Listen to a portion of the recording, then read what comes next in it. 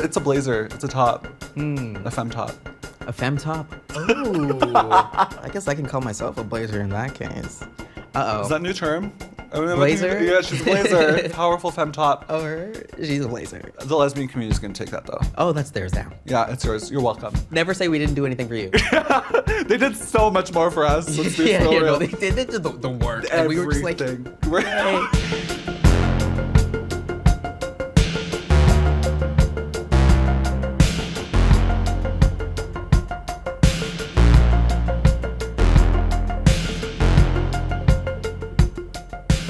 This is the closet. Oh my God.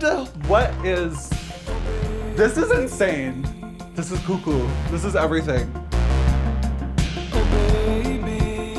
Chelazon, you are a mastermind of comedy, of drag, of fashion. How are you so good at so many things? There's this one sacred teaching is that you always have two wolves inside of you. One of them's gay.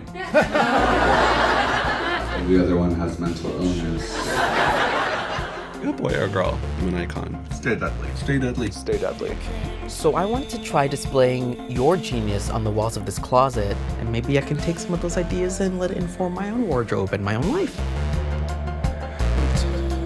Thank you, Chelazon, for joining me in the closet. Yeah, I lived a long time outside of it, so it's wild to be back.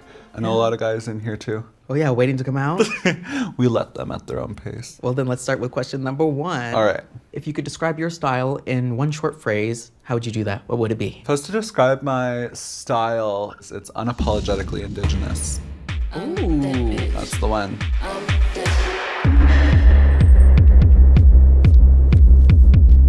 The beaded earrings are always a staple. The bigger the earring, the bougie or the auntie.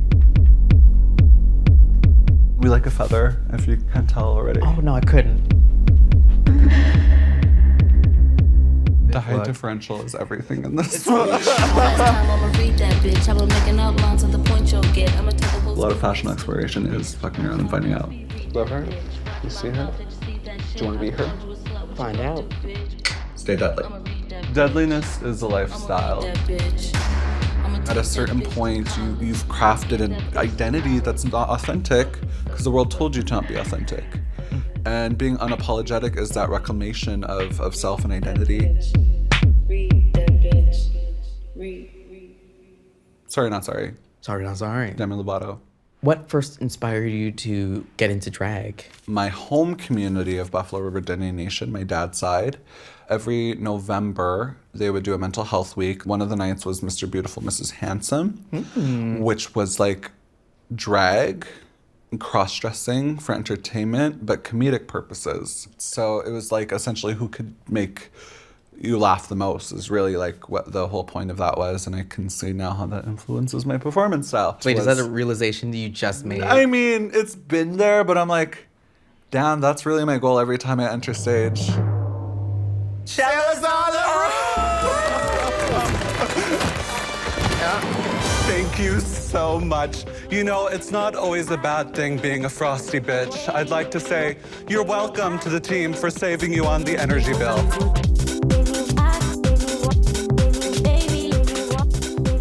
Fuck, they won't even be able to keep their eyes off me. Better go lay down some tobacco now, because the uncles couldn't help themselves. Tell us a little bit more about your auntie character. What is an auntie? Okay. What is a common experience that every Native person has? And that is when your auntie is sitting by the window talking shit about everyone walking by.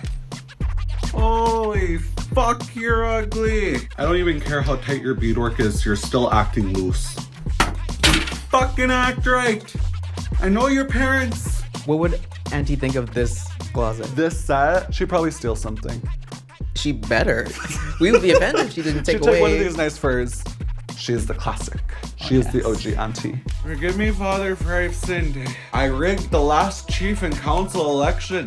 I feel bad. It created this love letter to these Native women that raised me. These women made me feel safe when I felt criticized and judged by the masculine expectations of community by men.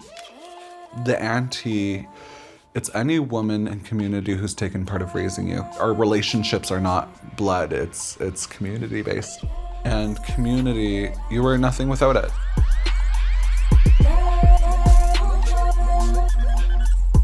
In regalia, there's a lot of ribbon work, which is a result of the fur trade. So we didn't have brightly colored synthetic ribbons. Ooh.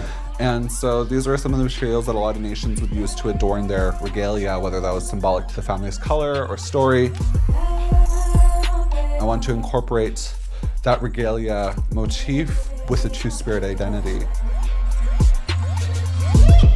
Non-binary and two-spirit. Yes. These are two frameworks of breaking gender binaries, Right. but they're not the same thing. They're not. What are the differences and where do they overlap? So within two-spirit identities, you have this not only like gender or sexual expression, like we describe it now, but a spiritual connection and seen as being so well respected because we had both this masculine and feminine within one body. And that expresses itself in so many ways.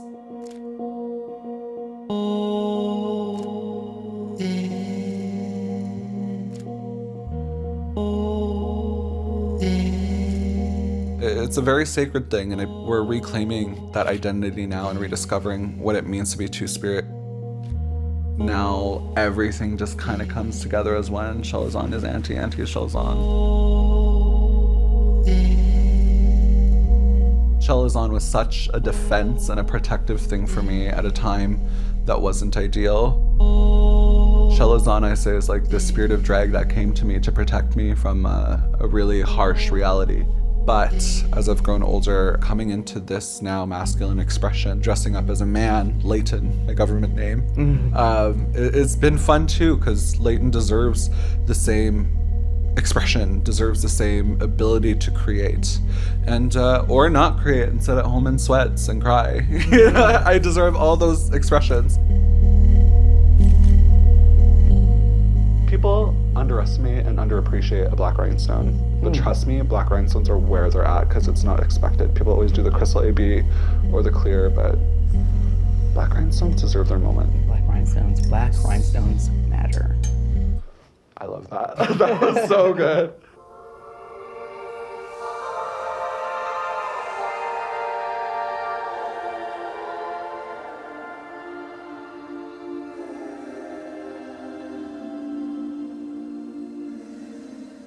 Tell us the story behind the red dress. Red dress is symbolic to the missing and murdered Indigenous women and two-spirit peoples. Really, I would love to add on all missing Indigenous peoples because men are involved as well. In Canada, being born an Indigenous woman just means you have a higher chance and likelihood of being missing and murdered. One of the beliefs is that these spirits can see red. It's just a call for them to come home and for us to honor their being because society and government and the police system did not. And so we've realized that we have had to recognize them because no one else would. It's important to remember that these are just not traumatized peoples and stories, that these are women that deserved the honor, recognition, and power. And I think that's what the red dress symbolizes.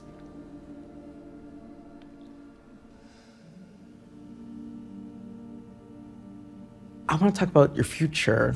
The future of Indigenous drag.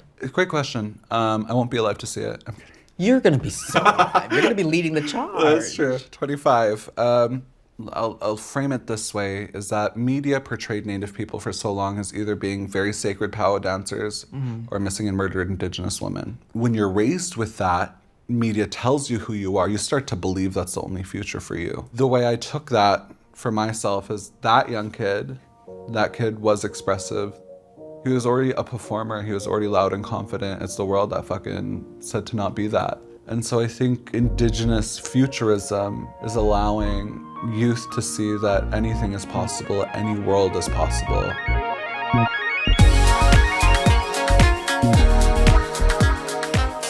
I went from that version and perception in media growing up to now seeing our stories being told authentically from our perspective. It's wild to be alive to have witnessed that. That's the power of drag, is you can escape hard things and find something beautiful. And so being unapologetically Indigenous is telling these stories regardless of level of understanding or circumstance. Two-spirit queer identity has existed on these lands pre-colonization. We've been around forever. You have a right to belong here and a right to exist here. Period. Thank you, Chelazon, for joining me in the closet. Thank you for having me. It's been deadly. It's been so deadly. I am deceased. Yeah, rebirthed. It's me dead.